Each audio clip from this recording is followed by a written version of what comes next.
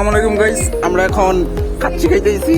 এটা আমাদের রামিম, এটা আমাদের মুডু, এটা আমাদের জালাল, এমডি জালাল।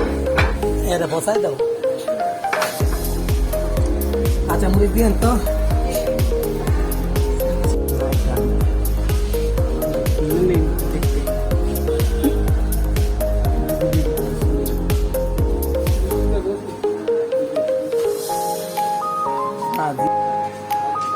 জালাল আমরা চাই ছাগল ঘাস খাইতে এলাম।